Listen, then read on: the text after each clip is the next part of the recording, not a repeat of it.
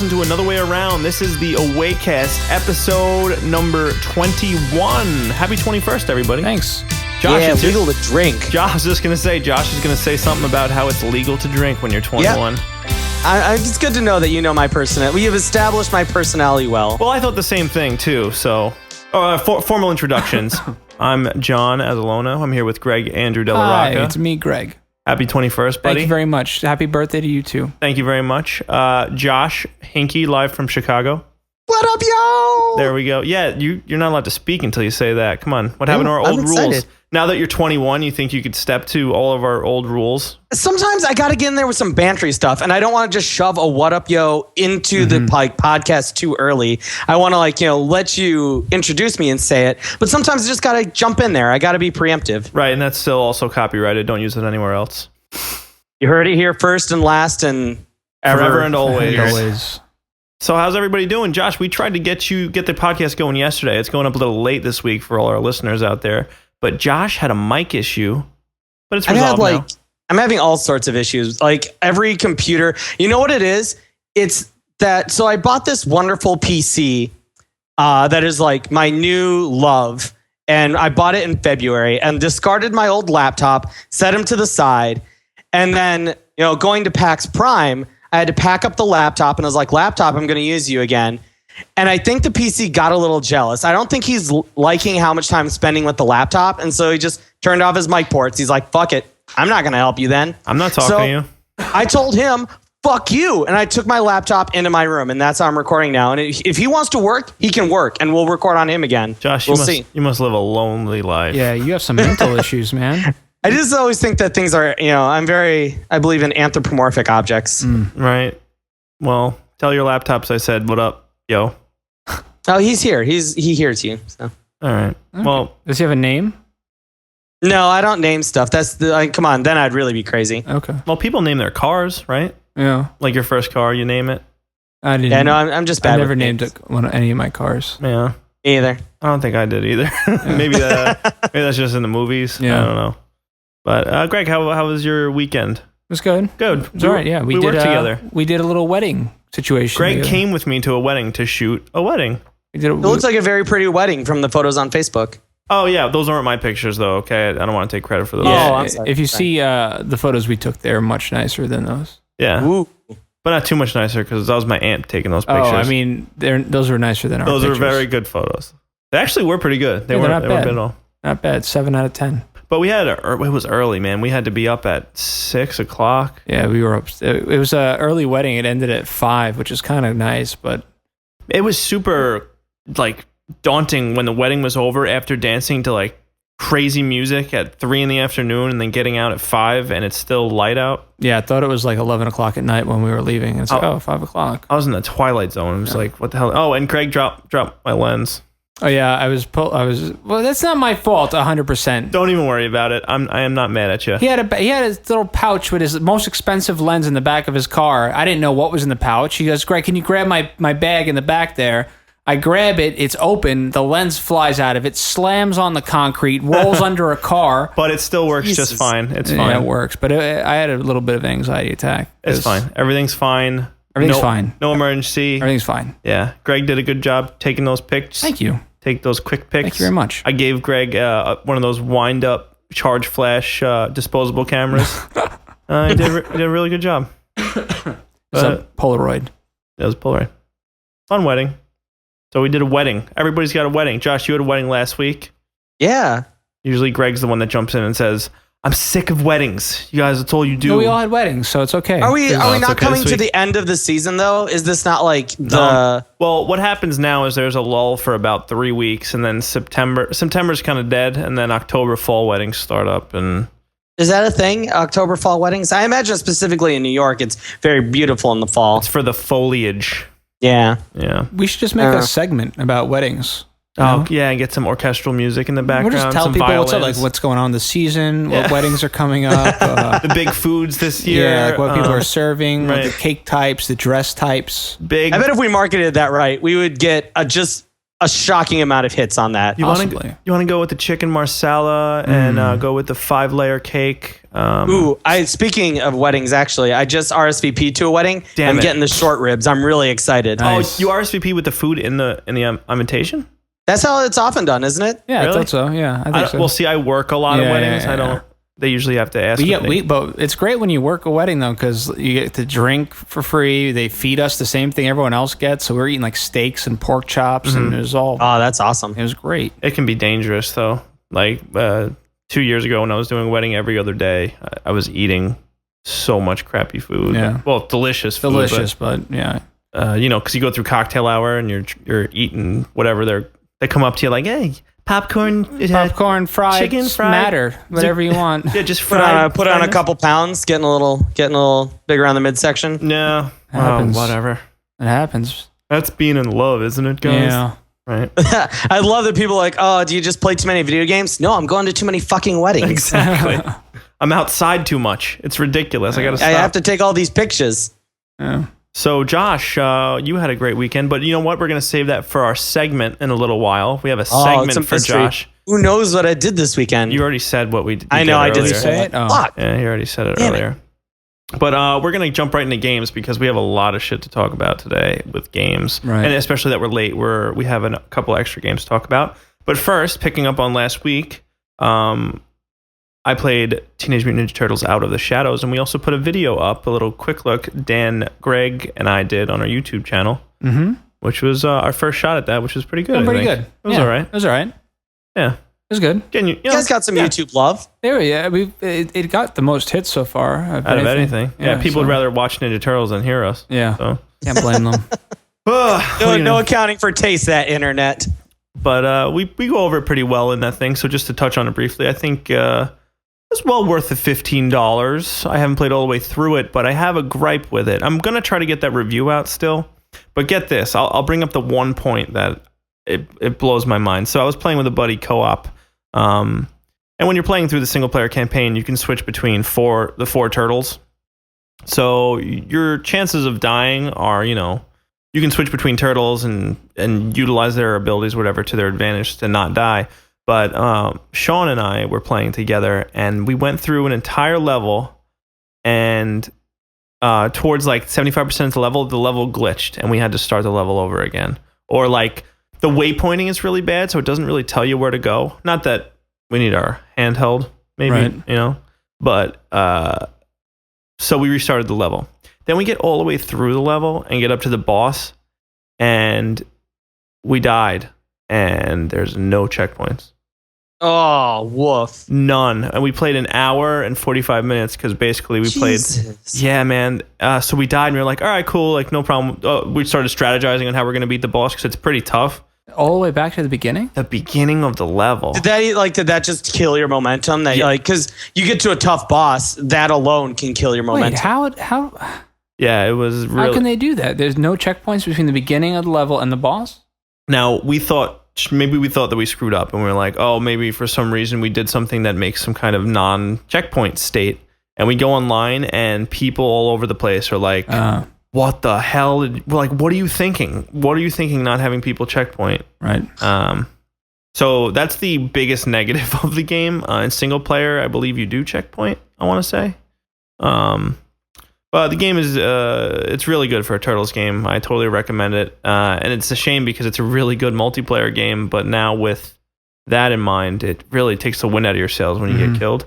It's always that fear, right? Like when you're really cruising along in a game and suddenly you die and you have to have that moment and you're like, oh, where is the last checkpoint? How far am I going to go back? Right. It's that moment where you get super tense and you realize you have one stick of health left and you're scared. And then you realize that you go all the way back to the fucking start of the level. Yeah. Oh, it's real bad. The game is good though. It has Arkham City style combat. Really cool team attack stuff. It's got a lot of positives for it, but something so negative like that really, it basically brought the game from like a B to a D for me, like a full. Wow. Yeah. Just because we plan on playing it together, so the hype was to do that, and also there's an arcade mode, but that's only a couch co-op. Well, just watch the video. You'll see more about that. Yeah, check out the video on YouTube. Yep, check it out. youtube.com/AwayCast. Right? The AwayCast. The AwayCast. Yeah. Okay, a topic I wanted to talk to you guys about is we still don't have a date from Microsoft. I figured at PAX Prime this weekend that they'd have a release date for us, but I guess they're saving it for Tokyo. Yeah. I mean, it still feels like they're going to try and jump into that first week or two of November, right? And they kind of have to. You go later than the PlayStation, you're really brushing up against Thanksgiving. And it seems like their window is small enough now where there's only so many options they can do unless they're really planning to drop a bomb. Right. So let's start taking, let's do the over under here. So hold on, looking at my calendar. I think they're going to announce before. So 15th is a Friday. That's PlayStation. Yeah, I think they're going to try to get it before that. So are we thinking a weekend launch? What do you think? I think a Friday. Another Friday? Friday launch. It would be November 1st or November 8th if they're shooting for... I think November 8th is the day. Shit, man. I have a wedding that day. Literally the week before the PS4 launches. 1 week, right. You think that's enough to get a jump? I'm going to stick with this. I am thinking November 5th. I think it launches alongside... No, that can't be it. Call of Duty wouldn't have gone out of their way to announce all this Xbox 360 to Xbox One stuff if they didn't plan on having to compensate for that. Yeah. It could be worse. Maybe they're not going to release it till like Black Friday or something like that. Or Jesus. Yeah, imagine. Who knows? Maybe they're panicking right now because they need more time. But Sony is starting to fight back a little bit after a couple of a couple of jabs by Microsoft. Now that Microsoft is doing the bundle stuff, including a game. They didn't announce what game is coming with the US bundle, but over there it's FIFA, overseas over there. And PlayStation announced a bundle with Killzone for $500 with the camera. With Killzone, a camera, and another controller. So there's some more ammunition. What do you think of that? I think that second controller is crucial. I think that's such a cool idea to have it come with two controllers. Yeah. It's a good move. And they get their camera in there, which is a lot of people have really faulted them for basically pulling the camera away, which they were probably going to have in there, and then just pulling the camera out to make sure that they came under Microsoft. If they don't move those cameras, if they don't move like those PlayStation Eye cameras, the fuck does it matter? Like they're not gonna compete with that specific genre market. I know that's relatively dead in the water. Who the hell cares? But it's basically a peripheral that they are manufacturing. And if they can't move them, then why the hell are they making them? Right. Like, what's in store for motion gaming? Do you think maybe the Oculus will revitalize it somehow? Maybe something will... I don't know. I think what they were doing with Kinect Sports Hero... What's it called? Kinect Sports Heroes, right? Something like that? The Rare game. I think what they're doing with that is really neat. The fidelity is awesome. It looks good. I don't know. Sony confirmed that they're going to have voice capabilities. I don't know if they're going to have PS4 on, which is a little wordy. I'm sure they'll have something like that. They're going to do that through their camera? I don't know. You'd have to assume so, right? I could, unless they include something in the console. Maybe they'll have cool code words to turn stuff on. Sony, Foxtrot, Echo, Delta. Yeah, like weird, like little, like Delorio or some kind of weird word, like Presto, Fiatio, and the Italian. It's all Italian words. It's all Italian. Presto. Sony. They're all. Yeah. Well, we know. So that's who the Mario Brothers. The Mario Brothers made Sony. So yep. Credibility gone. Yep. So Josh, Mighty Number 9. Yeah, the Inafune new game. Right. Apparently, Inafune had a big hand in a lot of Capcom projects, including Mega Man. For those Mega Man buddies out there, I love Mega Man. Missed that game. So anyway, Inafune has started a Kickstarter for a game called The Mighty Number 9, and it got funded in 2 days. The goal was $900,000. It's well over $1 million now. Looking very suspiciously like a Mega Man. just with a different title and different names. And he's black instead of blue. So Really? I thought he was still blue. from the picture I saw, he looked black. I think he's blue. Oh, wow. It's. I think it looks more like Mega Man than you think. Yeah. Even when you see it, it looks. So someone called him out, and someone was like, "So do you think you're going to get sued from Capcom?" Which they are. And he was like, "Oh, well, I'm the creative director. I'm sure that some influences in my art style have found their way into the game." It's just basically about as far as he can say, yes, this is exactly what Mega Man. And that's what this whole Kickstarter is propagated on, right? Is that he's like, hey, I'm making the Mega Man game that you want. And basically a giant middle finger to Capcom. That legal fight will be incredibly interesting to watch. Yeah, I think maybe that's why he asked for $1 million to start for a 2D side scroller type game.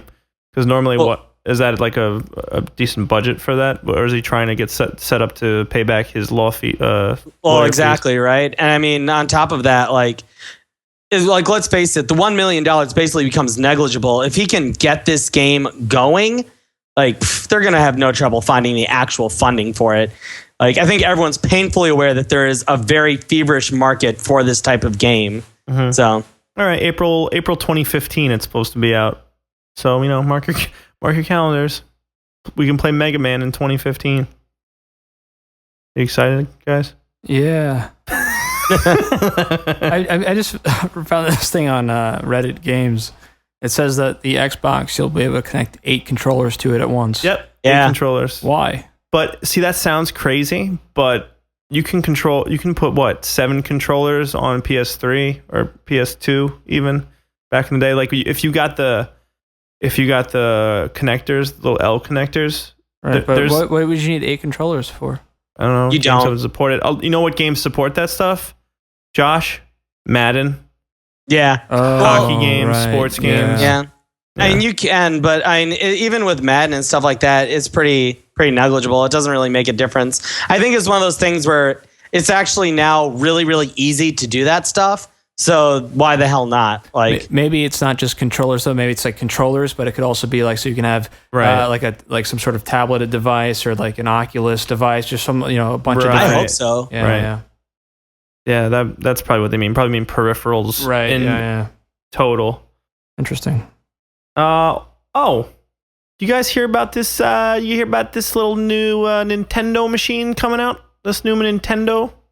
This 2DS. Oh, the 2DS. It took one of the Ds away. Because what we all thought we needed was, hey, Nintendo guys, you're doing so great. Why don't we just make another handheld console that we really want? Right. Right. Well, I mean, I think it has its market. It's under 7 market. Don't you? There's a market for it. They'll move a ton. There's always a market for it, but I wonder how much R&D went into that. And could have went into making... To take out the 3D? Well, no. Ergonomics and stuff, I guess. I don't know. I'm sure it went in testing. I don't know. For me, if Nintendo's not coming out with Star Fox, I'm mad at them, so... Mm-hmm. To me, it seems like, the PlayStation just announced a Vita price cut at Gamescom, and this seems like a reaction to that. Because whenever you hold the two, side by side... The thing that the 3DS will always have over the Vita is that it's considerably cheaper. And so the Vita makes a price cut to just become comparable with the 3DS. And then 3DS announces the 2DS. I don't even use the 3D in my 3DS, to be honest. I just always turn it off. So the 2DS almost kind of makes sense because it's hey, that stupid 3D functionality that you have that you never use? Screw that. Why don't you just get the 2DS for $120? Right. It can't fit in your pocket though, which kind of sucks. Well, it could fit in a mom's purse. That's true. Mom could keep it in her purse bag next to her Cheerios and apple juice in sippy cup. Mama, I want to play the 2DS. That's when I looked at it. That's the first thing I pictured was a mom pulling it out of her purse and giving it to her son on the train or on an airplane or something. Right. Shut up. Like a Fisher Price thing. See, my biggest concern with this thing is when holiday time comes around, when moms and grandmothers are going shopping for the 2DS. Or they own a 2DS and they're trying to pick up games for the 2DS that they need to buy 3DS games for the 2DS. So I think they're going to be going up to GameStop employees where are the 2DS games? No, he has 2DS. He has 2D, Right. you know, and Yeah, but that was the whole thing about the Wii and the Wii U, right? Last holiday season, like Nintendo has just said that they give zero fucks about trying to keep this nice and easy for all the moms. Right. They just don't care. They're out there with the Wiis and the Wii U's and the 2DS and the DS and the 3DS, and they're like, moms are literally just getting more gray hairs thanks to Nintendo's terrible price names. yeah, that brand consistency. What are you gonna do? What are you gonna do? I don't know. Make I'm not Star going to Fox. buy it. That's what I'm going to do. Oh no, why? You already have you already have a 3DS that you don't use a 3D on. Yeah. What's the point? Okay. So since we're doing this late, it's Tuesday. It's release day today. Rayman Legends came out today. Rome Total War 2 came out, which scored pretty well, I think. I don't know. Not super into the Rome games. Those Total War games kind of have like, they always do pretty well, right? I mean, well, you kind of know what you're going to get. Like a pretty culty following. Those games. Yeah. It's definitely. I mean, I have a buddy at work who, you know, when we get talking, he finds out, you know, I do gaming stuff. I have a gaming podcast, blah blah blah. And the only game he plays is Rome Total War, and I feel like a lot of dudes that play Rome Total War, that's probably one of maybe a handful of games that they play. It takes a lot of, I don't know, dedication, I guess. I don't know if I could sit down, and even Civilization was a little too like commitment. You need a commitment. There's just so much you need to know. Yeah, You know, in order to really enjoy it, and it's hard to give up that much of your time and its physical like space in your mind to justify playing it. Especially because if you don't plan on playing it for a long time, you know, it's kind of intimidating to just jump into one of those games. Yeah, there's no way you can. Also, I played Rayman. Greg and I actually played Rayman. We're gonna put up a quick looky, well, we're not calling it that. little fast C. We're just calling those. We're calling those. Anybody who's gonna watch them, we're calling them Another Way Around Rayman Legends, because it's like it's a way. That's good. It's like a way around. It's a way around playing it. That's great. That's pretty good, right? We have Another Way Around Rayman Legends. Yeah. Yeah, you got it. Guys, check out our other way around. It'd be other way around though, grammatically, right? Listen, we're still working on the title, but right, you we're can watch working us on play it. the game. Maybe once this podcast is up, you think it'll be up? Well, I got to render it out tonight. I got to get the video off. It'll be up. It'll be up tomorrow with the podcast and everything. So you just go watch it after you listen to the podcast. Yeah, and I don't know if I'm gonna get around to writing about that, but I'd like to. Josh, you're actually writing a review for it on 360, right? Yes. Okay. Yeah.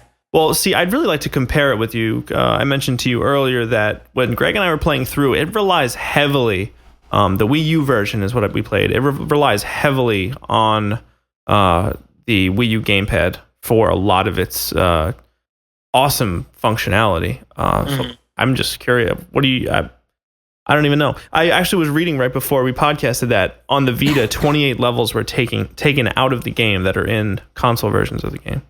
I doubt it. I doubt that this is true, but I wonder if there's a smart glass functionality or something like that would work with the Xbox. Probably not, just because they have yet to actually get a really good functionality going with the smart glass. The smart glass pretty much does nothing. Yeah. It's better for watching Netflix. Doesn't it seem like a perfect opportunity to utilize that function? Oh, absolutely. But then it has to. I don't know if the phones can handle that. But then they have to develop differently because they have to develop it for iOS. You know, I don't think it could work on smart glass as a controller, right? I don't think the phone can be used as a controller. Not yet, at least not before Xbox One. Unless that we sound really dumb right now. If you have a tablet, you can probably do it with a tablet. Well, and let's be honest, like I'm basically what Ubisoft did when they announced that it was going to be multi-platform, because originally it was going to be a Wii U exclusive, right? And then they realized just how incredibly poorly the Wii U sold, and they're like, "Well, we're going to strip it down and make sure that everyone else gets to play it." So the game is absolutely gorgeous on the Wii U. They've ramped up that art style. I'm really excited for you to play it, Josh, because it's probably those once in a while platformers that we're so saturated with indie platformers and just platformers in general, especially on the Wii U and you know, on Virtual Console, all the older platformers are playable again. And then playing something like this reminds me of the first time I played like Donkey Kong Country or you know. I loved Origins. Origins was great, but I'm also really excited for those music levels that they have. Right. Yeah. I haven't gotten I around got to to those play. yet. Yeah, I got to demo one that I think was off of Black Betty. But like, and they're so cool. Like they're just so cool. And it's a very gorgeous covers that they do of those songs. Greg and I had a really good time playing Soccer game. yeah, what's it called? What was it called?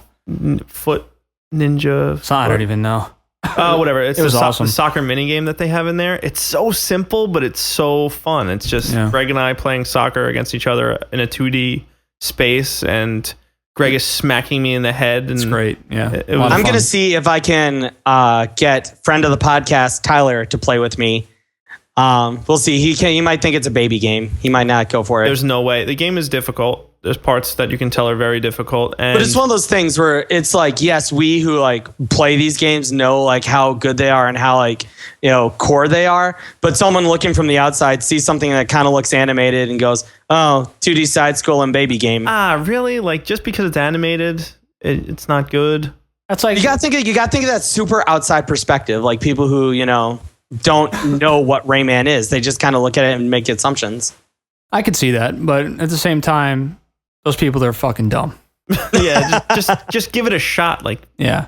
release your inhibitions. The art is really, really stunning. Like the game is beautiful. It's so beautiful. And I picked it up and I was able to play it. Like John had to go do something and left me the controller. It picks up real easy. It's kind of simple. It reminds me of playing like being younger and playing a game on SNES, but like still being hard because back then you were young and you're not as good at games. So it kind of had like a little edge to it. And I don't have a Wii U, but while I was playing it, I was kind of like, if there's gonna be more games like this, I'd own a Wii U. It's aside from Zombie U, even though it's a totally different aspect, it takes advantage of the couch co-op Wii U gamepad functions like nothing I've played on the Wii U so far. It is very fast, like because you're drawing the platforms, right? You're not drawing them, but you're lifting and lowering, and you're like cutting ropes, and you're doing a bunch. It's an amalgamation of a bunch of different like phone games, but wrapped up into this fast pace. Like Kate was playing earlier, and I was playing as Murphy, which is the little fairy guy you play as, who does all these things on the gamepad. And she's running fast through the levels, and I have to like keep up and lower and raise platforms, and the pressure is hot, and like her and I are yelling back and forth at each other, and we're laughing at the same time. The game's really good at also positive reinforcement. So every level that you beat, you scratch off, like you do a little wipe on the gamepad to scratch off a lottery ticket, and you win unlocks, and there's daily challenges, so there's a lot to keep you coming back. I'm very excited to keep playing. We've only played for a few hours today, but It's fun. Yeah, I'm excited to play more of it. All right, so let's do our second to last giveaway of Summer of Arcade. Let's do it. Let's do it. All right, guys. So do we want to do a different? No, let's go traditional for the last one. Yeah. All right, so this is we're gonna do 1,200 right now. 1,200 Xbox and points. once again, everybody, don't worry. I know Xbox points are gone, but you can still redeem them, and you'll still get the cash value on your Xbox Live account. Okay, so Greg, drum roll, please. Bing, bing, bing, bing, bing, bing, bing, bing. 1,200 gamer points, not gamer points, Xbox dollar points. Go to keep going. Bing, bing, bing, bing, bing, bing, bing, bing, bing. Joe Sicanolfi. Joe Sicanolfi. Yay! Joe Sicanolfi. Joe Sicanolfi. Joe Sicanolfi. Dun, dun. All right, Joe. Congratulations, bud. 1,200 points. Thanks for being. Congratulations, Joe Sicanolfi. You win 1,200 Xbox Live Arcade Fun Do What You Want points from Another Way Around. From Another Way Around. Make sure you thank us and you promote us to all your friends. Joe Sicanolfi. Joe Sicanolfi. Joe Sicanolfi. That's an awesome last name. Yeah, That's a really cool last name. It's really good. It is. Okay. So now we're going to do another song for everyone. We're doing a song? Yeah, because we're going to introduce Josh's Pax Prime Breakdown. Josh's Pax Time. Pax Time Breakdown. Pax Prime. Pax Prime Breakdown. Josh.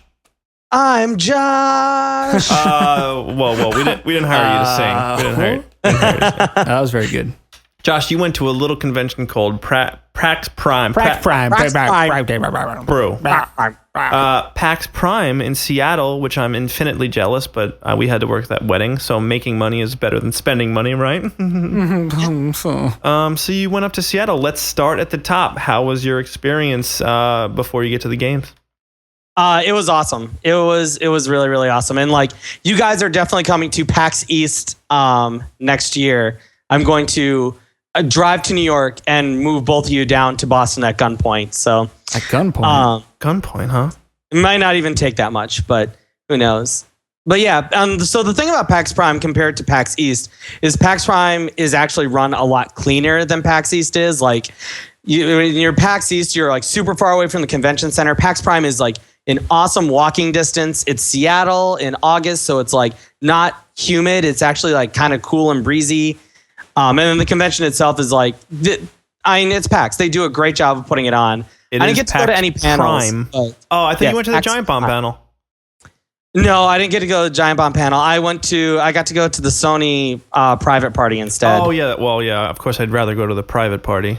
Yeah, I couldn't help myself. But yeah, and so it was like super cool. I also got to go to the Midnight City party, and I'll talk a little bit about them when we get to like the games breakdown. But Midnight City put on an awesome party. Got to hang out there and play a bunch of games and drink some free beer, and so that was really cool.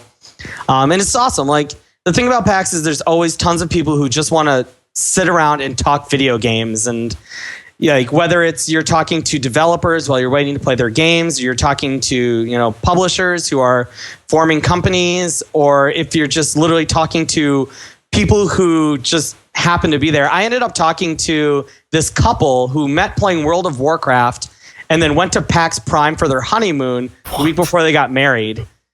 It was epic. It was a blizzard. I see what you did there. John's got jokes. So, Josh, let me run down your quick list. This way everybody knows what they're in for. Titanfall, Knack, Resogun, Loco Cycle, The Wolf Among Us, Dying Light, Contrast, Tenagami, Elder Scrolls, and you got to play Slender on the Oculus Rift. That's what I want to know about. Let's start with Slender on the Oculus Rift. Okay. So this was at the Midnight City party. Midnight City is an indie publisher bringing together a bunch of these games. So I got to play just a bunch of stuff that was there. It was super, super cool, and you should check them out for sure. It's a company being run by Casey Lynch, who was the editor-in-chief at IGN. And he put together this indie company, and amongst the numerous great games was Slender on the Oculus. And so we're on this bus, which is... Wait, what's that sounds so funny, because I don't know if you're in the Oculus and then on a bus, or if you're on a bus and then in the Oculus. So what was there? Was this like a whole rent out like hotel rooms and stuff like that, like off site, because they don't want to have to just pay the exorbitant fees of having to actually be in PAX. Right. But instead of doing hotel rooms, they had this bus that was literally sitting right outside of PAX. It was awesome, and it was like one of those like Rockstar tour buses. So like you walk in and it's like all couches and stuff like that. And it didn't actually drive around. They were just literally... It's not a bus. It's like a Winnebago type big... It's not really a bus, right? Like it's a big... Yeah, I mean, we weren't sitting on like a Bluebird on rickety brown leather chairs. Now, did they before we get into how you crapped your pants playing the new Slender game on the Oculus, like I'm afraid to hear about the stories of it, but did they get you in there and they drive you around on this bus, or was it a stationary bus? No. It was just in one spot. I was a little nervous at one point because like we sat there for a little bit and then someone came in and they're like, we're going to switch out the driver. And I was like, oh, are we going to go somewhere? Like, it also has a little bit of this, like, you're stuck in this bus because now we're driving you around Seattle. You cannot leave to go to another appointment. I imagine like a smelly bus driver, like, get on. Right? And you get in and like a real creepy, like, worn down bus. Like from Are You Afraid of the Dark? Like a creepy. And just making Slender all the more scary, right? Yeah, I thought maybe they tried this atmospheric thing where it's like the bus from, I don't know, Scary Bus from thing. Scary Bus thing. Exactly. Scary Bus, the Scary Bus movie. It's it's on Netflix probably on their horror section. Yeah. But yeah, so and I'm not even gonna lie to you guys, there were limited spots available to try Slender on the Oculus, and I had a moment where I was like, do I just pass on this? Do I just say no and just walk away. Because I'm not good with scary games. Like, I played an hour of Amnesia in the middle of the day with 2 people talking behind me. And that was like, and I was like, you know what? I'm good. I'm done. But dude, it's not, forget the game. It's just the Oculus though. Don't you want to get in there and see what it's like? Well, exactly. And that's why I couldn't help myself. I was like, I must try this. Also, I did imagine talking to John, like coming back and being like, John's like, so did you do it? And me being like, no, I was too scared. And I couldn't do my affiliation.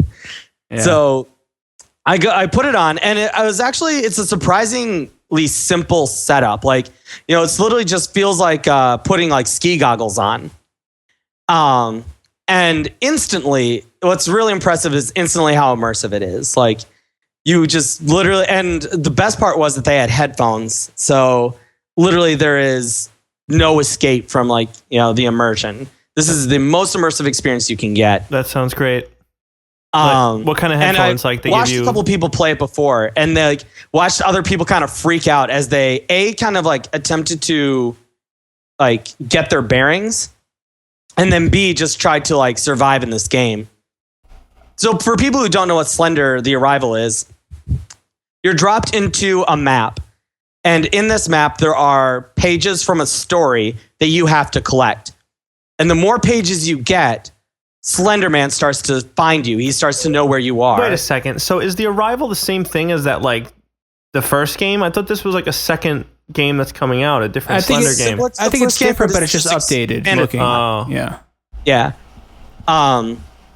And so you drop into this map, and they and like the guys, I'm gonna say this name wrong. I think it's Blue Island Games. They were awesome. They're like, just go. And they have this like smirk on their face as these people are playing, just because they know that they're doing probably one of the most immersive horror experiences you can get. And so I start moving forward, and what immediately what are you using to control right now? Using a WSDA? Using an Xbox 360 controller. Oh, okay. And like a lot of people, when they get their hands on it, especially like as I was watching people, they're using the controller instead of their head. Like, it's amazing how well this thing can match 1-to-1 when you move your head. Like, it's matching it exactly. And I think what's really stunning about that is you think that it'd be super like jarring to like turn your head and the screen just like whooshes by, like super disorienting, but it's actually feels really natural because it's super subtle. Like, you just turn your head and literally like, you're not shifting your entire field of vision. You're just mostly getting stuff that's in your peripheral. So one thing I was thinking about the Oculus that I probably should have asked Michael when he explained his thing to us, but how does motion blur work when you're in a first-person shooter? Does it happen almost naturally? Or in this instance, in the setting that I was in, I didn't even, it all felt natural. I never felt like I was getting any sort of unnatural blur or anything like that. Okay, that's what I was wondering. Slender's not a super, super high graphics game. It's not like you're playing Crytek. But even with the simple graphics, your brain does all the work to make it seem real to you. Like, so at no point do you sit there and you're like, oh, this is like, obviously this is fake grass. Oh, obviously this is not real metal. Your brain will just kind of make those translations for you. Right. It's like, so when you do actually come across something like that, it's jarring. Like, when a glitch happens, you're just like, whoa, what is that? And so the way that you know that Slender Man is about to find you is that you'll get like static in your vision. So like that's when like you'll see like a green flash, or things will kind of start to fuzz out, and you'll hear a noise that sounds like static. Right. And adding to the fear, because you can't see him, you just know he's by you. And so I get like in the Slender Man, that's the one that's out now. You do see him though. And you can. Okay. You can see him. He will show up. And if you look directly at him for too long, that's how you lose. Yeah. Or if you get too close. And so the best moment of this, and I will also say that 2 guys are having a conversation right behind me, and I am talking to whoever the fuck will listen to me, so I don't feel alone. Like, that's how scared I am. That's like, so I'm literally good. just sitting there being like, I'm not going to go to this house because I feel like something's in this house. And everyone's just kind of like looking at me like, man, this guy's so tripping balls. Almost like you're talking to Slender Man. Like, you're like, I'm not going to go in. Or like when I would, and I think the other part that was hilarious to everyone is that when static would kind of creep into my vision, I'd instantly start being like, no, and just like start running the like whatever direction I could run. I I was really worried I was going to break you have to hold L trigger to run. I was really worried I was going to break L trigger because I was holding it so much. So did you use the right stick at all?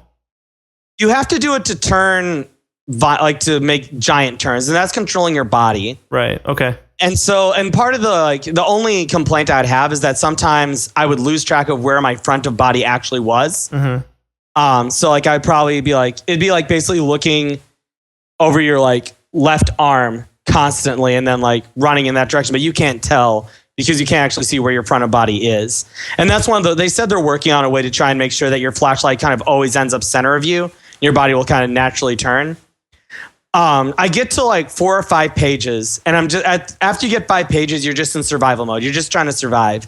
So I get my 5 pages, and I'm just trying to escape him, and all of a sudden, he dropped right in front of me as I jump into a ravine, and I do the classic scary game no. And I can hear the developers just laughing behind me, dude, we got him to jump. Josh, are you wearing your AwayCast t-shirt when this happened? No. Okay, good. God, misrepresent us out there. Were you dead right there? Were you caught, or did you get to run away from him? I turned around and started running. He caught up with me soon after that, though. That was the beginning of the end. Oh, so I will say I represented well. 5 pages is the high score, and not everyone got there. Oh, wow. Okay, so good job. So how would you rate the Oculus experience? And it's to keep everything in perspective, it's a solid 8. It is actually one of the questions I asked Mike was, do you think this could actually be a gaming peripheral? I have a hard time seeing people use this in their house. But actually, in my time being spent with it, I totally did see that it would be something easy to use. Because you can still hear kind of what's going on around you, and people can still communicate with you. So the developers could say oh, you got to turn left, or oh, you missed this. Right. You will still pick up on those things. You can still interact with people. And so I could see it definitely being a peripheral that's used kind of like the Kinect, and maybe gimmicky at first, and then slowly, hopefully they can work it into being an actual usable peripheral. Okay, so I don't see myself going home to nobody, putting on the Oculus, loading up Amnesia, and playing Amnesia at any point in my life when no one is home. Listen, right now I'm fantasizing about doing just that, just because I don't know how immersive this is, and I really would want to do that. But you have to say, you wouldn't play Amnesia by yourself. You wouldn't play Slenderman by yourself. But there's a million other games that they're going to come out with for this thing. Oh, yeah. Yeah. And the thing because what always grabbed me was the immersion's so deep. How could, is it going to take people... Are people going to be able to instantly snap back? And literally what impressed me was I threw it off, handed it to the guys after I was done, and was like, thanks, I'm done. And just and instantly I was there was no moment where I was kind of whoa. I was pretty much right back to reality. But I do know what Mike is saying, where when I would lose my flashlight or something like that, it's those moments, things that are glitches or bugs in a game seem so much larger, because you're expecting your hands to be part of your body. You're my head's doing this. How come my body isn't doing this? Right. And so, there is a little bit of that. But I would say it's a solid 8.5, a solid 8 to 8.5. I just went up 0.5 through that talk. You made him think a little more about it. But imagine coming home and putting on the Oculus and playing ODST. Yeah. Anything with a really sleek UI. Yeah. That would be fucking... I wouldn't and leave it feels my like house. one of those things where instead of saying better with Kinect, they could say better with the Oculus, Completely different world with the Oculus. Live another life. And so, I just don't want to talk it up too much, because like I said, you can still feel like you're playing a game. Sure. I mean, I've heard there's resolution problems still that are going to be worked out before it's released to the public. You can actually see pixels. This is the beginning, though. Yeah, exactly. This is just the beginning. But if you're already giving it an 8.5, right? Who knows? 2 years from now or 3 years from now. Like I said, the thing that really blew me away about it was the usability. It feels super usable. It feels like something that I could actually keep in my living room and throw on, for a couple games. I'm going to be excited when I use it and I don't get sick. I'm going to be like, yes, okay, I'm good. I'm not going to... what if it introduces something that, to me, some kind of motion sickness that I've never had before? That's what I was actually just going to ask you is if you felt like, I don't know if you get motion sickness, but I do sometimes. So do you feel like that's a possibility when I put this thing on that I might get sick? I don't get a lot of like motion sickness normally isn't a big thing for me. Like occasionally I'll get it, but I had no problems with this whatsoever. I literally never had any problems with sickness. Well, see, I think the sickness is going to come when you start playing games like Mirror's Edge and games where you're actually... A lot of people that have used it say they get that sense in their stomach when they get that fear of falling or like there's a height issue. Mm-hmm. You know, it's not so much the moving around. There were some points, and like this is not to that extreme, but there were points where I was like dead sprinting, and I would like this. Once again, what really impressed me about it was when I pushed it, and I was like running from Slender Man. I was like, all right, I'm running to that ravine, and I go up over a hill, and through this like tall grass, and like dodge under a tree, and then jump right into the ravine, and how well it felt. Totally there, like totally immersive, but it never felt like I was being disconnected from the world around me. Okay. I think that seems safe. Yeah, I'll give it a go. Good. All right, awesome. Well, Greg and we should just get the kit. Just so we can play with what can you play with right now with the kit? Half-Life? No, there's a couple of things. Team Fortress. Team Fortress is on there. Josh, you also got a chance to mess with Telltale's new game, The Wolf Among Us, based on the Fables comics. Yes. Hey, if you want, take a drink of water for a second. You're going to be talking a lot more. No, I'm good. The Wolf Among Us is, it kind of preface, it does feel a lot like The Walking Dead, but kind of like all Telltale games do, right? I mean, it's multi-choice dialogue options and then quick time sequences. Well, graphically, it almost looked, I mean, aside from there being fairy tale elements like talking pigs and animals, and the graphic style was, I guess they just assumed that comic book aesthetic transcends all stories within that medium. And yeah, like ostensibly, it very much looks like The Walking Dead. But here's the thing that really blew me away when I actually got hands-on with it, is that it's the same skeletal art structure as The Walking Dead, but the way they play with color in this like noirish fashion with like these like super dark heavy blues against these like bright yellows and the neon pinks and the like murky grays and dark browns. So it's stark contrast like Sin City would do in a way. Yeah, I mean, it's not that black and white, but it feels and which is funny because the comics aren't like that. The comics are very much like almost feel like paintings and how well they're put together. But this feels a little more gritty and dirty. Almost kind of like how Watchmen feels. The graphic novel Watchmen, very much in that same style. And much like Telltale, it's great dialogue, but once again, it has that noirish, gritty feel to it. Like everyone's upset for some reason, and it's so what I played was I was Bigby Wolf, and I get out of the taxi. And this must have been running on PC. I just cannot believe that this is running on an Xbox, even though I was playing with an Xbox controller. Because it looked just amazing. Like it just looks so good. Even like I've even seen Walking Dead playing on PC, and it looked a lot better than Walking Dead. And once again, I was playing a very small vertical slice of what is going to be a much larger episode. But like I didn't hit any glitches or bugs or anything like that. So of the time I spent with it, it was really crisp and clean. Everything responded really well to me. No lags or anything like that, which is, my big gripe with The Walking Dead. So I get out of the taxi, I go in, I have this conversation with Mr. Toad because he needs a spell to look like a human because he's in the middle of New York. And so he needs to get this spell so that he looks human, because right now he looks like a toad.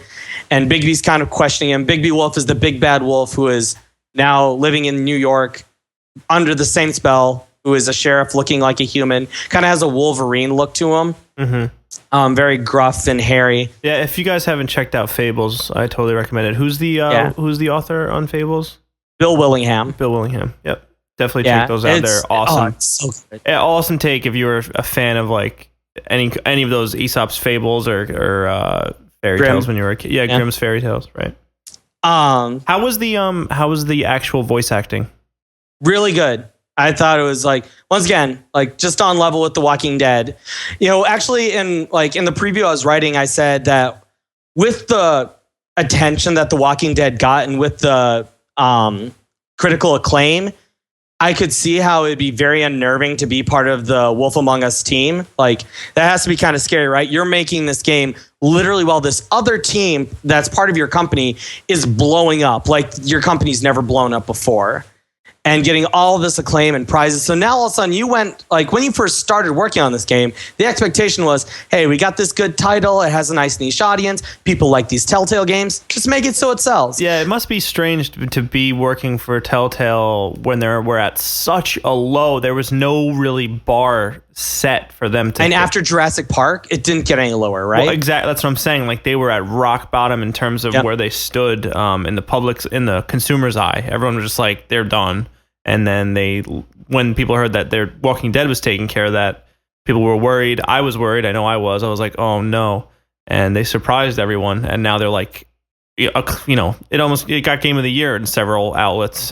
What are you going to do? Now they're at the top of their game, and now they have everything to lose, Exactly. And so instead of like shying away from the spotlight, it actually feels like the Wolf Among Us enjoyed the challenge. It feels like they're ready to now take their torch and take their turn with the Telltale name. So I also think that Telltale, being that it's going to be another episodic type game, I think for me, they could have probably done any other comic series, and I'm excited for that. The Walking Dead did something for me that I guess I didn't experience as close to home with Half-Life 2 with episodic type content, because I guess it was scheduled a little bit better. Every couple of months you'd hear that the new Walking Dead episode would come out, and we've talked about this before on the podcast, but I told my girlfriend, like, this is coming out, and she'd get excited about it, and we'd be like, all right, Wednesday night we're gonna play when it comes out, and we'd have that 2-hour block. Even this game, like, if she sits and plays this with me, I know that I'm at least getting the same type of feeling, no matter what IP that is going to be attached to this type of game. Yeah, and once again, much like The Walking Dead, they took this well-established comic entity, took it in, and made it their own while still maintaining the same flavor. And I feel like they also did that with The Wolf Among Us. I feel like this very much feels like Fables, but Telltale still has their own hand in it. You can tell that this is a Telltale game while not alienating Fables fans. I think Fable fans will really, really enjoy this game. Greg, you should definitely still play through The Walking Dead. Yeah. I think it's like you can get it for like free at this point. Really? Yeah, you gotta get that. Is it on Steam? Yep. It's on everything at this point, I think. Vita's got it. Yeah. All over iOS, I think, right? Doesn't iOS have Walking Dead now too? Vita, iOS, Steam, Xbox, PS3. I mean, the only thing it's not on is Nintendo products, right? Right? Didn't. So a game that you were really excited about, Josh, that once again some folks were nervous about based on Dead Island Riptide, is Dying Light. Yeah, I'm really excited to talk about Dying Light. It was and I think if you go back to our E3 podcast post E3, you bring up Dying Light in a positive way, and I kind of shrug it off and I go, I don't really think this is going to be that special. And so it's really funny. I set up this appointment and I thought I was seeing a different game. I thought I was seeing Daylight, but then I realized that's a different publisher. And so I kind of like at the last second realized what I was going to see and was like, oh, now I'm kind of excited about this, and walked in, and it's actually really, really, really cool. Like and obviously Techland has their zombie premise established with Dead Island and Dead Island Riptide. I hate that name. Techland. I hate that name. It reminds me of Funko Land. Yeah, like, come and trade in your old beepers and old routers, all your 56K modems. Bring them into Techland. We'll recycle those for you, get you a couple of dollars cash. Trading credit. So check us out at http:// Techland.com. Yeah, it feels cheap. Right. Okay. But yeah, so like actually getting hands-on with it, and even as I sat down, I was still a little skeptical. I was like, well, let's see what this is. Let's see how different this actually feels from any other zombie game that I've played. And it's actually super engaging in the fact that, every zombie game claims to be the zombie game that has no guns, that you can take on 1 or 2 zombies, but a horde's always going to kill you. And then like a little ways in, suddenly you have a machine gun or you get into a pickup truck and you're just mowing them down. So to play something that made that comment, once again, I was just skeptical. I was like, I know the talk. I've heard this promise before. Let's see how much you can commit to it. And I was actually really, really impressed because it's very true. Like the first like 5 minutes that I played the game, the PR guy who was working with me literally just had me in this like obstacle course, just getting accompanied with the free running of the game. And so I was just trying to like wrap my brain around that, make sure I knew the controls. And he really wanted to make sure I knew the controls before we got out into the world. And as soon as I get through the gate, he's like, all right, that's a zombie. You should probably run around him. And I was like, whatever, I'll just go and fisticuff this guy. And the zombie grabs me and starts biting on my neck. And he's like, oh, get out, get out. And I'm like trying to like, and beat him off of me. And eventually like I press the button and he, like my character grabs the zombie's neck and snaps it. And now more zombies are coming in. So now I'm in freak out mode. And he's like, get to the box, get to the box. And wait, he's is like, this PR guy trying to like ruffle your feathers a little there? Is he? No, I think he was like, I think he was worried that he got stuck with the dumbest person in the world. Like, I think he was sitting there like, oh no, who's this schmo that came in and now is just gonna like sit here and take up like 25 minutes trying to beat this demo. And so I run to the box, I open the box, and once again, I'm not fighting zombies. I'm not looking for anything. My only task in leaving this base and going out is to simply rearm traps that have been deactivated. And so I go out there and rearm these traps, and instantly he's like, get to the roof. You don't want to be on the ground. You need to get up high. You need to get away from the zombies. And so I get to the roof, and the controls feel super responsive. The free running feels great. And it feels a lot like your stereotypical zombie game meets Mirror's Edge. You know, where it's literally just like you can't fight. Maybe 1 or 2 people, but for the most part, like you just need to run constantly. And basically going from objective to objective, just trying to figure out not how I was going to beat zombies, but how I was going to get away from them was awesome. And like there was one point where I had to activate a trap that was inside of a car. And so I had to throw these firecrackers to distract the zombies. And like most of them went away, but there were still like 5 stragglers by the car. And the PR rep's like, you just got to deal with it. You got to get around them. And so like you run down and you zigzag your way through zombies. You throw open the hood. You start messing with the controls. You know, you get that fixed. And then you turn around and 2 zombies are right on top of you. So you got to zigzag through them. You got to just get as high as you can, as quickly as you can. And then at night, the zombies turn from slow zombies into fast zombies. That's a Dead Rising thing as well, isn't it? It's a couple of zombie games. Well, is it like 28 days later fast, or is it just they, mosey? No, like 28 days later fast, because this is when it gets really good. Like at first it's like, oh, okay, so I mean they're slow. I can get around them if I'm not being an idiot. Like now, what do your attacks consist of? Like, can you kick? Can you punch? You have a weapon. You have one weapon that you can cycle through, and it varies depending upon what weapon you're using. Like you with a wrench, you can hit pretty quickly. With an axe, you're really slow and you do a wind up attack. I guess my real question is, how much does it feel like Dead Island? Not at all. Because after that first encounter where I killed a zombie, I never attacked anything again. I never fought anything. I just ran. Cool. And that's the name of the game. You're just running. You're just constantly trying to escape. And so night sets in, and I have to go and activate the electricity for the 5 traps that I've set. So I run to this area and I activate the electricity, and all of a sudden all these alarms go on, and every zombie that's around sees me. And I go into this state of panic where like I can tell these zombies are transforming from slow zombies into fast zombies, but I'm not even taking it in. I'm just running. And the game has this awesome thing where as you're running, you can hit triangle or what would be Y, and you'll turn around and time will slow down. So you can like freeze time, basically look behind you and see what's going on. And in that moment, you can throw traps backwards. You can, or you can throw distractions backwards. You can see where traps are, see if anyone's on your tail. It's just a great way to change up the pacing so it doesn't feel quite so frantic. You get a little moment of clarity where you can make some split decisions. That's good. And so, but in this night sequence, I set this, turn on the electricity and just book it. And I'm like jumping over everything I can. I'm like, I got stuck at a car one time and just felt this horde encircle me. And literally I was like trying to climb up over and it was like a van, and I couldn't get up over the van. So I had to like go to the hood and then try slide over the hood.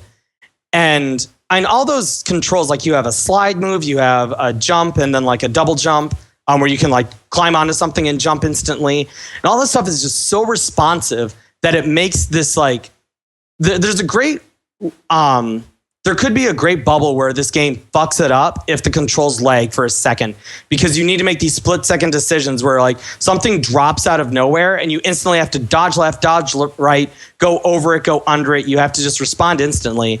And that's what really keeps that game feeling fresh. And, you know, once again, just a vertical slice, we'll see. Maybe it'll get old after you do it a couple times.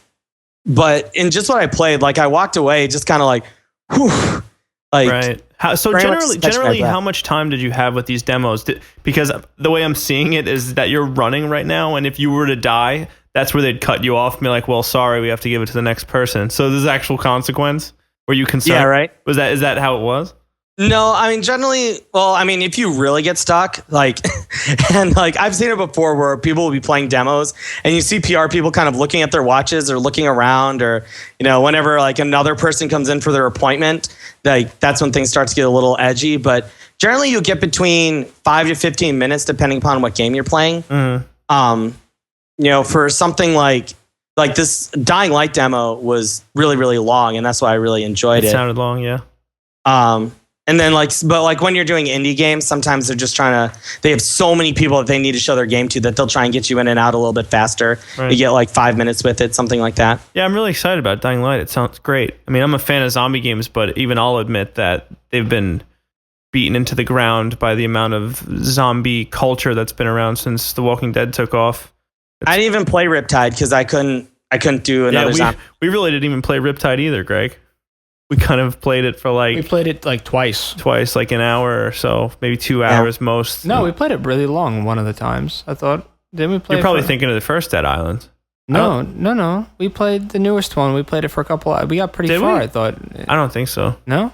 Well, maybe kind of far, but definitely not. I think we were our late 30s with the levels. Really? No, early 30s with the levels. That's because you start at level 20-something, don't you? Oh, yeah, that's right. Right? I forgot. Yeah, that's true. Yeah, because you import your old character, or you can choose to start at, you know. I think you start at 15. The reason Dying Light worries me is because Riptide, I mean, there's stories in the news behind it that say people kind of gave, it was like a skeleton crew working on Riptide while everyone else is working on Dying Light. Yeah. So that's exactly how it feels. Yeah. So whatever. I'm really excited to play that game. It sounds great. It sounds like all the good things of Mirror's Edge thrown into just basically just Mirror's Edge with more danger involved. It sounds great. Sounds awesome. So let's see, Josh. I have like a whole list of things here. I know. We'll do the next big one, and then we'll just rattle off. I'll do like my highlights of indie games. Well, the next big one we all know is going to be another game that you, same as with Dying Light, that you were not excited about. In fact, you were almost against this game in a certain way. Admit that. You want me to say it, or are you going to say it? You go ahead. Oh, yeah, so I got to play Titanfall. Oh, I'm so jealous. I was sitting there in line, literally waiting to go in with the press, and I was talking to this person, and they're like, "What do you think you're going to play once you get in there?" And I was like, I don't know. Like, Rise, Son of Rome is like, just seems like it'd be a cool to get like the ancient Rome feel, and everything. I've learned seen, if those controls are as janky as they are. Oh wait, before we get into Titanfall, let's put the brakes on for a second. So you've played a lot of stuff on the Xbox One this weekend. How does that controller feel? No, I did not. I only got to play the Xbox One once with LocoCycle. Everything else was running on who knows what the hardware was that I was doing it, because you never see the hardware. But I had an Xbox controller in my hand. How did you play How did you play Titanfall? Xbox 360 controller. Oh, that sucks. Yeah, I know. It was like, and so when I played it with LocoCycle, it felt pretty good. The trigger buttons feel a little plasticky. But aside from it handles very much like a regular Xbox controller or Xbox 360 controller. It's lighter though, and that's that I thought was a major upgrade. Okay, but is it lighter and it feels cheaper?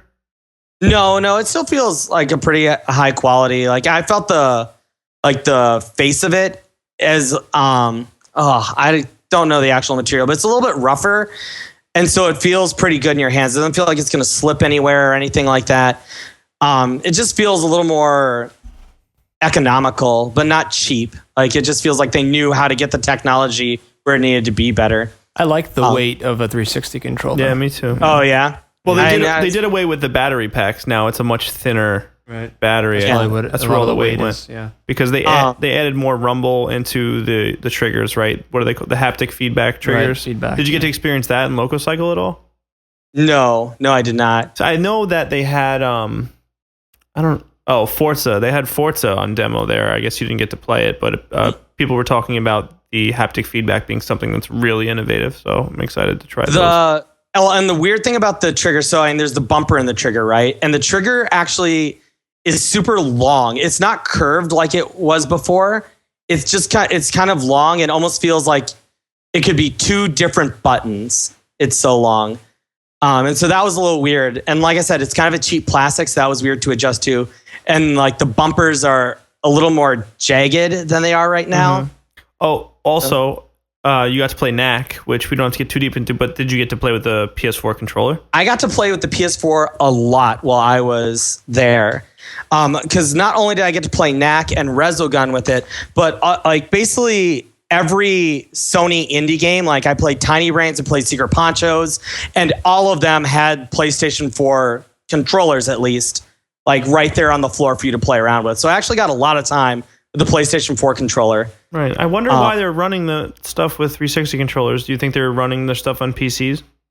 Their software? Yeah, that would be my assumption. Okay. And to be honest, my assumption is that like they probably had PS4 dev units or something like that. Or I mean, to be honest, it could have just been a PC with a PS4 controller plugged into it. Right. But at least I got my hands on the controller. And I felt like it was a missed opportunity because Xbox has all these games here that would have been perfect opportunities to let people play with the Xbox One controller.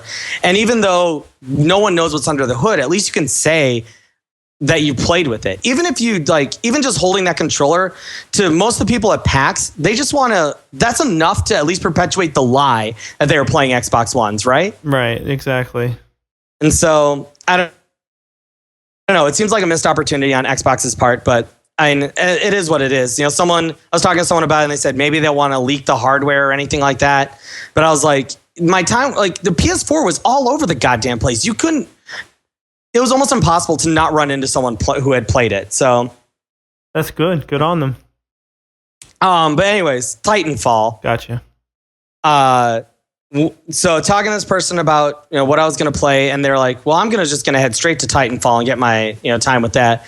And I was like, you know what? This is the perfect time for me to get an unbiased look at it and see it for myself and see what all this hype's about.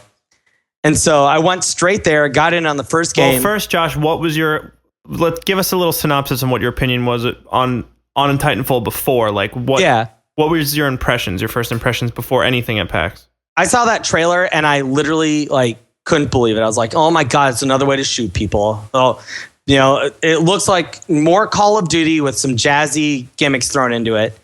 And I was just super, super unimpressed. Like, I thought the idea was lame. I thought it was, I was like, oh, great. It's just another thing to get teenagers to, buy a new game every year. Right. At first glance, it looks like Battlefield 2142. I don't know if you've ever... It reminded me of that, where it's like it's futuristic shooty with mechs. Obviously, way more polished and way better graphically. But at first, I kind of had a 50-50 opinion, and the more I saw, the more I began to like. So what happened when you played it at PAX? So, I mean, all the things that I initially thought about it are more or less true. Like it is a simple multiplayer shooter on its face, and it's designed to feel super accessible, just like all of those multiplayer shooters. However, once you get into the game, like I was playing with 6 other people, and when I was brought into the round, I was getting these orders from a general or a colonel who was talking about the city we're in, which kind of was a giant metropolis, dirty, grungy city, and we were getting orders on how we were supposed to defend the city. And a couple of people were going down for a covert operation. The rest of us were supposed to go up and basically distract the enemy Well, our team went underneath the city and disrupted them. So, and then at that point, the general's like, all right, everyone go. And I kind of didn't even know where to go at first. And my first thing was like, is this place too big? Like, you know, kind of like that Battlefield. Right. Like, where do I go? Like, where do I go exactly. first? How far do I have to go before I'm going to run into someone? And so I kind of got up on a building and I started taking out these like sentry drones that are up there. And I was like, oh, this seems like an easy way to build some skill. And then I look over across the building to the building next to me. And all of a sudden I see an enemy just drop down there and they're doing the same thing I'm doing. They're kind of like, well, I guess I'm going to run into people eventually. And I was just like, oh, there he is. And like shot him like immediately and he dies. And I was like, okay, I'm starting to get the hang of this. And the free running also for this feels really good. Where you have a little booster pack so you can double jump in the air and, you know, you can grab onto ledges and, you know, pull yourself up onto buildings. And someone who I was playing with instantly gets overcome and they're like, if you're not in a mech, get to high ground. You want to be at high ground. Oh and my so God. Me being like Live. This, you know, first person shooting noob, I was like, all right, I guess I'll do what that guy says. And so I get to high ground and all of a sudden I just seem to wander into this firefight where two mechs met each other like in the middle of this city in like kind of a plaza area. And they start shooting off missiles at each other. And all of a sudden gunfire erupts on the street and like, you know, people are peeking around corners and shooting back and forth. And so I'm staying in the high ground like someone told me. I'm picking off people from up top and suddenly I get the call down. I can't even wrap my brain around the excitement that you get when you hear this, but they're like, your Titan's ready. And I was like, wait, I get to be in one of those things now? And then and you press down to call it. And it was just this like adrenaline rush of like, yes. And it falls from the sky and I hop down and I climb into it and there's no music, but there's music playing in my head of like, you know, epic music as I climb into this mech and it closes down on top of me. And like, I step into this plaza and start, you know, shooting everything I can see. I'm feeling like I'm playing in God mode where I'm just like, I see people on the ground just like, you're dead, you're dead, you're dead. And then another mech comes around and starts firing back and forth and we start exchanging gunfire and I have to eject out of it. But that is like, the core loop of this game is going to be kill as many people as you can, get your mech as fast as you can. You know, whatever upgrades you can get in between is great, but you want to get inside your mech and contribute to the larger effort. And it's super addicting. Immediately, as soon as I got out of the mech, I was like, I need to kill as many people as I can so I can get back into one faster. So killing people faster is what allows you to call your Titan in. That's what's like, I'm basically any sort of upgrades you get, you know, whenever you're getting experience points, it seemed to move it along faster for me. What makes me giddy like a child, and it reminds me of when I first started to play paintball, was that even watching war movies, I guess any kind of shooter, games don't accomplish it as well. And the way you describe Titanfall accomplishes it the way I think I've always wanted it to accomplish. The way that you are sort of naive until the moment you hear a bullet whiz by your head, and then you're in the battle. You know, like you're in the game. You see your first enemy, and you're in the game. And then all of a sudden, you turn a corner, and like you said, you have two mechs going. Like the way that the excitement and the war ramps up into this larger scale thing, it's almost this natural, like you said, adrenaline building with the progression of. I don't know. I'm just so excited about it. What it seems to understand, as opposed to how I feel about Call of Duty or how I feel about Halo even, is that there needs to be pacing. You can't have those super highs unless you have some docile moments. And every time that I like died and came back, like it was kind of quiet. There was a moment where I could just kind of get my bearings. Where am I? You know, and then almost naturally stumble into the action. Right, stumbling into the action. There you go. I'd suddenly turn a corner and then I'd see like four of my teammates pinned down as they were like in a firefight with someone else. I was like, oh, guys, I'm here. And then like, you know, try and run and help them as much as I could. And so it almost feels like there's a sense of exploration to it that, you know, is just missing for most games that go back in the fray, back in the fray, back in the fray. So the demo you played was obviously PvP. What was the server size? What did you guys play? Like 8-on-8, 12-on-12? It was 6-on-6. 6-on-6. And yeah, it was smaller. Smaller, right. I was going to say that stuff did they announce the size of the battles yet or anything like that?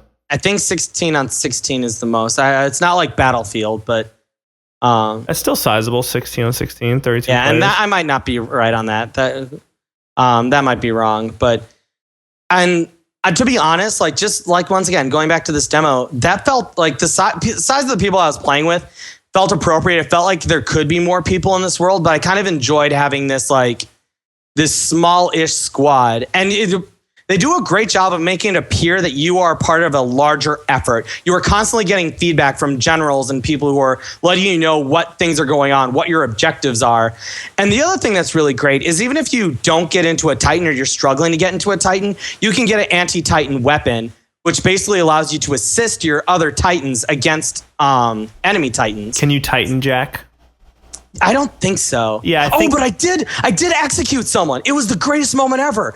Where I was in a Titan and I was fighting someone else, and like they were trying to shoot me, and I'd seen the execute prompt a couple times, and being the person that I am, I'm like, oh no, I want to see what happens when you go fisticuffs. And so I did the thing Josh where you loves fisticuffs, where you run in and you reach inside of an enemy Titan and you pull out the pilot and throw them. And like once you get close enough, it'll give you the prompt to do it. It'll say like execute, and you just got to do it with the right timing. And I was just like, oh, that is awesome. A detail I noticed is when you are jump jetting around and your Titan is ready for you to get inside of it. Depending on what angle you approach it at, it'll like grab you out of the air and put you inside the cockpit, or like if you go in from the top, you'll slide into the chair. Subtle details. I didn't get any of that experience. I was pretty straightforward in how I was getting it. I was just so excited every time, honestly. I was like, don't fuck it up. Go right up to it and get in. But yeah, the loop is super addictive. Oh, and then at the end, so we came from behind to win, and we get this objective from the colonel, general, whatever, and they're like, all right, you've routed the enemy. And then like this little title card comes up and it says epilogue. And he's like, they're heading to evac. Make sure you shut them down. So even after you lose, there's another mini game attached to these matches in which you can either be completely routed if you lose, or you can battle back and everyone escapes, which once again will probably help determine standings in the larger picture of your campaign. It sounds amazing. Yeah, it was. I was so impressed. And it killed me that I had to let someone else come and play. That's dropping spring, right?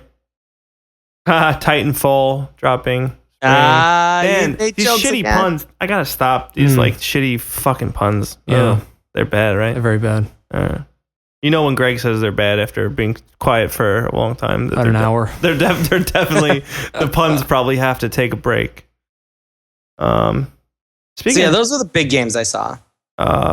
Before you get into the smaller games, and we're gonna actually do an email.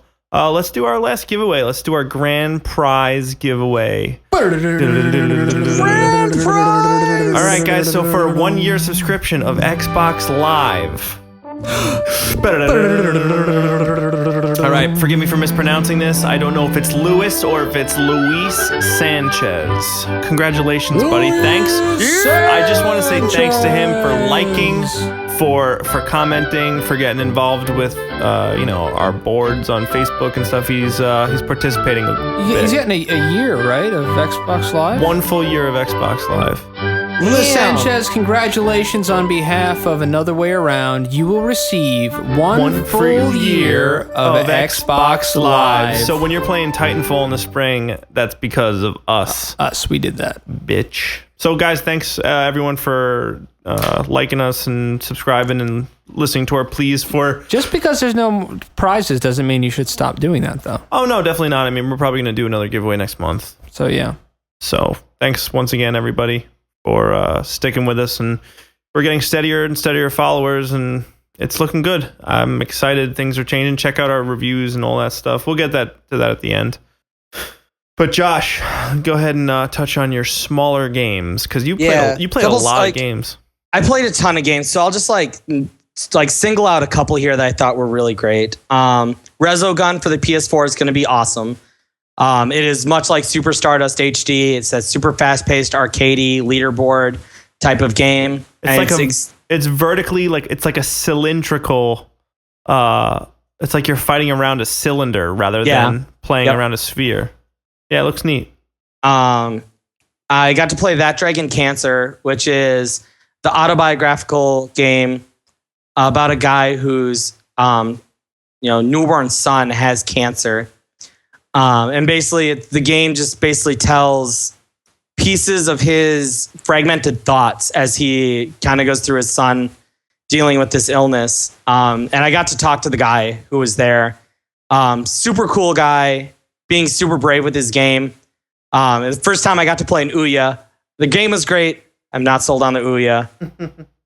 But that's still very much in development. But go and read articles about that game and just figure out what that guy's doing. It's super impressive. That Dragon Cancer. It sounds really, really, really sad.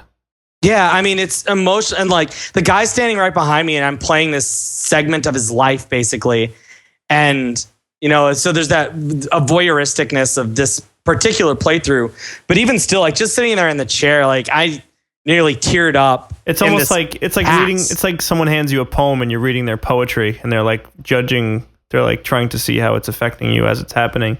Yeah, and the narrative. That's what I love about the narrative. Is not people draw a comparison to Gone Home in a lot of ways, but it's actually the best thing about the narrative is it's not structured. It's literally just his fragmented thoughts. So he'll just talk about the colors of the sunset, and then talk about how he doesn't like this chair.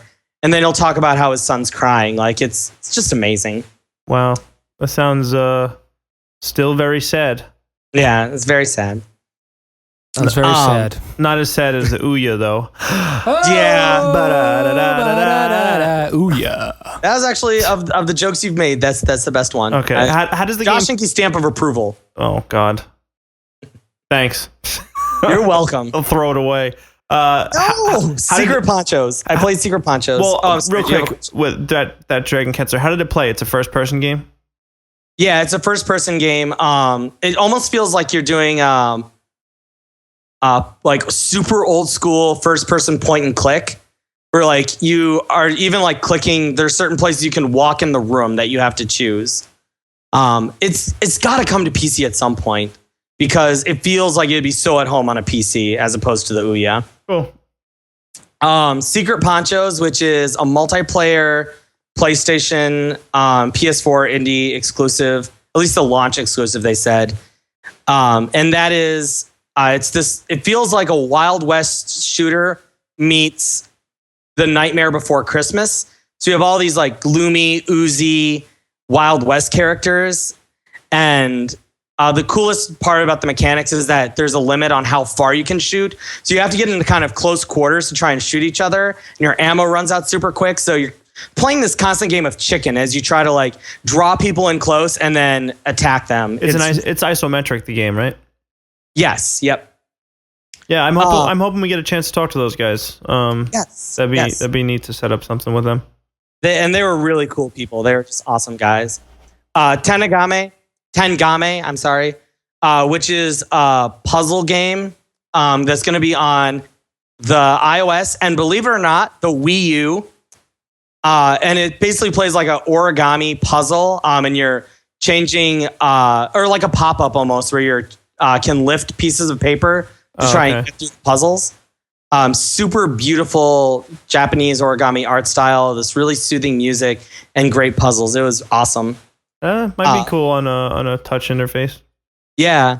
And they said this awesome thing where they said it feels like something you'd play right before you go to bed. And I was like, oh yeah, it feels exactly like something that just wind you down from your day. That's kind of a weird way to market. It'll put you to sleep. Exactly right. The exact opposite of something like Titanfall, where they're this is soothing and you'll pass out while playing this. And then I played Contrast, which is this noir style game. You're kind of in it's an ambiguous setting, but it's 1920s, feels like Paris. And you're playing as an acrobat who is the figment of this little girl protagonist's imagination. And she basically has invented this character to deal with her parents who are fighting amongst each other. There's some weird shit going on in her family. So she's invented this imaginary character who basically gets her through the city by doing this 2D, 3D platforming puzzles. And so you are this 3D character as she imagines you, but you also have this ability to go into the shadows as a 2D character, and then you can jump on shadows and use them to platform around. You know, it's sad how video games are in the news right now for violence, and you know, GTA is being criticized, and a lot of things there. You know, there's all these social issues with games, and then listening to you describe all these titles today, you know, there's violence in some of them, but they're just, it's incredible the range of artistic expression that's in these games. Oh yeah. And I was talking to my mom as I was coming back from the conference, and she was like, and it was kind of the perfect time to talk to her, because she was like, well, you know, those video games are pretty violent. And she said, how many video games did you play that were super violent?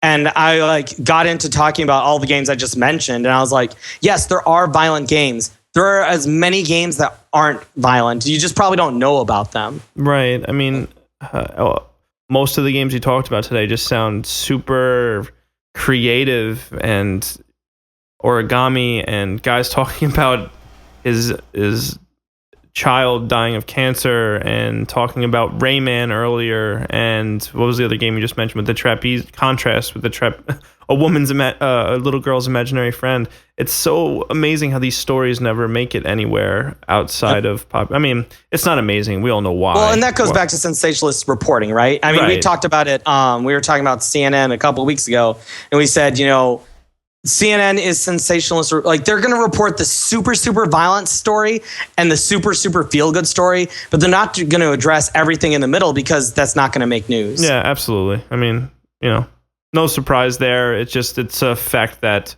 when you contemplate, it becomes kind of sad. Yeah, a lot of exciting games that are coming out. The launch lineup is going to be a launch lineup. The time I spent with Knack, Knack is going to be, it's very much feels like a game. Actually, surprisingly, you know, I was down on Titanfall because I was like, this feels like something I've already played before. But Knack felt the most unprogressive game that I had played, the most like stuck in the mud game. And I was like, this is pretty. It almost looks like a sort of tech demo type game where, you know, break things, collect things, run through a city. Didn't really catch my attention. Yeah, it was but not impressive. Loco Cycle, super charming, but also felt like the gameplay was pretty repetitive on that. But lots of other, like, I mean, what I gave you are the highlights. That's the best stuff that I played. Right, and that's plenty. I think that's good. But I'm upset I didn't get to go. Sounds like you had a shitty weekend, man. Yeah, man, that sucks. It's terrible. Greg and I, we worked all day long. We killed it this week. We had such a good time. Yeah, man. My feet were not killing me. My legs didn't hurt from standing. I had to, you know, played so many video games. Fuck you, Josh. Yeah, that's what we're saying, basically. I had to stand while I played video games. My legs hurt.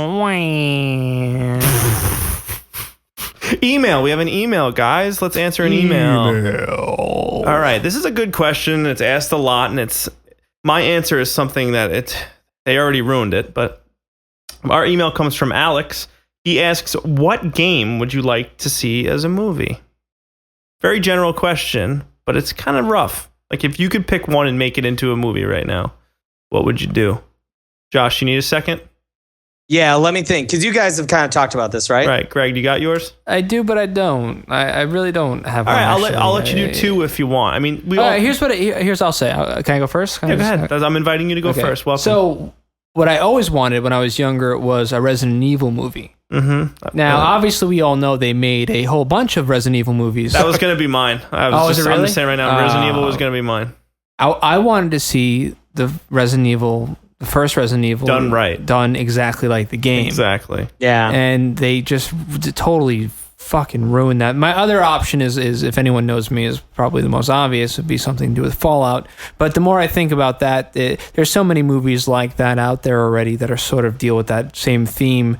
Right. And because those games are so like not specific, because like you kind of make your own path. Yeah. The movie wouldn't have to relate to anything, so you can just go watch like The Road or something, and it's kind of like watching a Fallout movie. Right. So, you don't know where it ends up. Like, yeah. it's hard. They might do it based on the Fallout universe. Right. That might be cool. Yeah. But yeah, that's like, I would say, obviously my favorite, you guys all know BioShock. We almost went another podcast without saying it, but BioShock, of course. I mean, I would love to see it as interpreted the same way that I envision I would like it as a Too movie. scary, man. To fuck that up would just be horrible. Yeah, Yeah. to fuck that up and make it shitty, or to oh man, if I saw BioShock and if I BioShock the movie and it was bad, I don't know. I mean, it was like when I was a big Final Fantasy VII fan, and then I saw Spirits Within, or I like Spirits Within. It was good. Advent Children? Advent Children. But Advent Children, and I thought it was mostly gonna. I mean, it was good. It was okay. I liked both of them. They're just, I mean, But I just wanted a Final Fantasy VII movie, right, yeah. You know, but then at the same time, it's like maybe they were right not to make one. Maybe you didn't have to make one. Maybe you don't have to make a BioShock movie or an Uncharted movie. Or I mean, I know they're making a Assassin's Creed movie, but these big, huge budget games with top-notch writers and things like that. Like, do we really need those games anymore? Well, exactly. I mean, that's kind of the problem, right? Is that games have become, especially specific games, have become so cinematic or so anti-cinematic that you don't want to see them become movies because it'll kind of ruin what the game is. You know, if you do an Uncharted movie, either they're going to have to make up their own story, which no one will have any connection to and no one will care about, and you'll walk out being like, "Well, that's fucking garbage." It'll be a young Indiana Jones movie for new kids. Yep. For people who don't know what that is. They won't even compare it to that. Yeah, a lot of these games are influenced by movies we really like. So, a lot of these science fiction games are influenced by Star Trek, Star Wars, any Battlestar Galactica, any of those. They have their own place where they should probably just stay. Right. You know? Like sometimes I always think like it'd be great to see like a dark Zelda movie, like something really dark and gritty and like not like for kids, you know. But they're not going to do that. They're not going to do it. Then you would know that they're not going to do it how I want them to do it, you know. And it's just like I'd like to see an Ocarina of Time movie would be fucking. If Nintendo you always know that whenever they make these movies, they shit them out, right? They they grab the middle of the road director and kind of that. Maybe he's done a couple blockbuster screenwriter. For instance, the guys who were tapped to produce and kind of come up with a script for the God of War movie are the guys who wrote Saw movies. You know, and if you love Saw, that's great, but you aren't going to come out of it going, "Man, that narrative, dude, they really captured it." Where's the connection there? Like gore? Like, oh, they're both gory. Let's make. And they did an interview and they were talking about how they really wanted to dig deep and find the character of Kratos. And I was like, well, first off, you're barking up the wrong tree because there is none. So just get into that. And then secondly, even if you could find it, I have no faith that you two know how to write it. Yeah. So it comes back to that where even if we do get these movies, they're not particularly impressive. I have an answer though. I don't know where we go with a God of War. You're right. Like he's a completely one-dimensional character. There's no. Exactly. He's just a character out for revenge. It'd be a 2.5-hour action movie where there's gore and blood everywhere. They'd probably cast someone really famous in it just to bring in the numbers. And that's what I'm worried about with Assassin's Creed. Is Fassbender is going to be awesome, but are they going to write that? What storyline are they going to follow? Is it going to be exactly? Is it Desmond? I don't know. And do we want to see that? No one even likes Desmond. Do we want to see more of Ezio or Altair? Or Forward Unto Dawn was pretty great until Master Chief showed up, and then I was like, man, this got real campy. Yeah. So.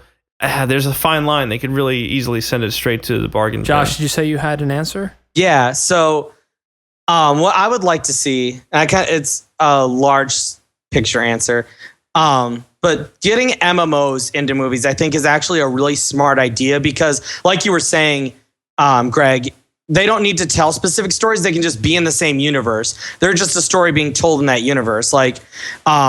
World of Warcraft is one that quickly comes to mind. They're already doing a movie with that. Yeah. But they can even, with that, no one particularly is attached to a larger picture aside from the obviously established background lore.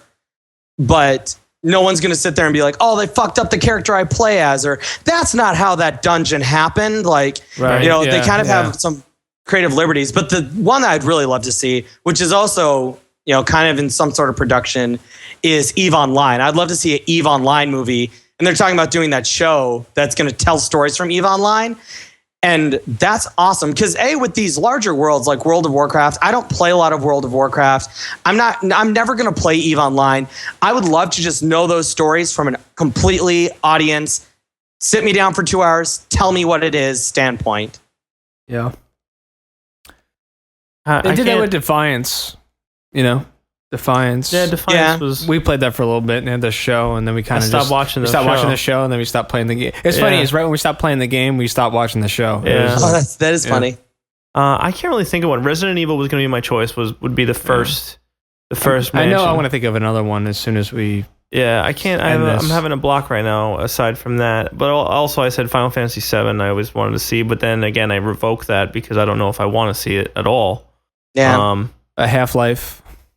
Everyone always talks about a Half-Life. Yeah, but I don't know And you if I even almost want need a it. game that doesn't have an established narrative, right? Yeah, because like that's where I'm digging in my brain right now. I'm thinking of like maybe like a Mega Man movie or like I mean we said that earlier, but something that's a little more open ended for the writer to create a story that wasn't so deep that it's gonna like deter from anything. and then pray to God that's a good story. They should make a movie out of that Nintendo 64 game GoldenEye. Yeah, I think they should do that. That would be really good. Yeah, I think. so and that's perfect because you have all those multiplayer characters, and they could be sub characters. And they could make more movies out of all those Natalia, characters. but who would they get to play James Bond? What about Pierce Brosnan? He's on the. They used his picture for the game cartridge. I don't know. And he's in his prime too. I mean, he's ready to go. I don't know. I think I don't think they're gonna be able to cast those people. I don't think. That's not gonna work. Yeah. Would it be weird to see I said Star Fox before. Star Fox movie. Oh, I could get down on that. It's weird territory, right? How would they do it? Like, would it be real like? Oh, we talked about this. If they would do it as like people, just not like the animals, and they just represent the animals, Yeah, like a Star Fox guy, and he's just like a guy. Like, what if they did a Top Gun type movie, but in space? Yeah. You know, and the guy's name is Fox McCloud, and he's just you would like, have to CGI that, right? I mean, you can't. Well, we're not going to send people to space and fight, Josh. Okay. No, I mean, I think what Greg and I are saying is they do away with the animals entirely, but Yeah, they still they just make like these people that are those animals. You know, you're gonna get so much shit for that though. Yeah, like it would just work. be, that would just be a mess. I don't know. I can't think of anything else. They're doing Ratchet and Clank CGI movie. Yeah, I know they're doing that, but that's not for a while. that doesn't sound like a great idea, honestly. Oh, maybe I'd see a Crash Bandicoot movie. I don't know about that either. What if Pixar did it? They wouldn't do that though. They wouldn't. They only do their own. Yeah, they wouldn't do that. Yeah. Well, Pixar's been selling out recently. I'm starting to wonder how much money it takes. Oh, it's a Disney thing though. Disney is too involved at this point. They should make a Tony Hawk's Pro Skater movie or Tiger Woods Pro Golf. I hope if they do a Tony Hawk's Pro Skater that it's just as gory as those games are, where like they wipe out and blood just smears the pavement. And they do like quadruple backflips into a Christ air and fall directly on their face. Yep. Or they jump off train tracks and like flip over onto their back and break their spine. I guess you could just watch Jackass at that point. Yeah. A Kentucky Route Zero movie. No one would get it. You have to bring a notebook to the theater. No, I'd love to see Greg at the midnight premiere of the Kentucky Route Zero movie. Like just his glasses on, like notebook out, like just ready to write. People offer him popcorn. He's like, get out of here. I would love for the Kentucky Route Zero movie to come out and like it is all Hollywood heartthrobs and they change the story entirely. And Greg is just sobbing and crying and just yelling at the theater. And everone's there. All the ignorant people are clapping. This is great. This is so good. Tom Cruise. As you're walking out, like you hear someone do that thing where they're like, well, I mean, at least they kept the lore the same, but they changed it enough that everyone could get it. Yeah, it's like the one guy trying to impress his friends that he actually played the game. Like, you guys didn't play the game. But meanwhile, Greg is sitting there with a migraine headache. Just furious. Furious. No, they should never do that. They're doing that cheesy like movie trivia beforehand where like, the fat manager comes out and he's like, hey, so in Kentucky Route Zero, you go into the museum and you either see a shark, an eagle, or a fox. Which one is it? Greg's hand goes up immediately. The dog's wearing a hat this time. The dog's wearing a hat this time. I actually imagine that the movie starts and the moment that like they get out of the car and it's not like an old hound dog, it's like a golden retriever pops out, that Greg just throws his notebook Just down. leaves. Walks right out, slams the door behind him and demands his money back. Yeah. All right, guys, I think that's going to do it for us this week. Good one. Josh, thanks for killing your voice and talking all about Pax Prime. It was a lot of good info. I appreciate you joining us this week, as usual. Thanks for letting me talk about video games. No problem, brother. Greg, thanks for hanging out. Hey, thanks for having me, as always. Not a problem. Check us out again at www.theawaycast.com, youtube.com/theawaycast, at theawaycast at Twitter. Anything else? Did I miss something? That's it. You got everything. All right. I'm Johnny A, and I'll talk to you next week. See ya. Bye.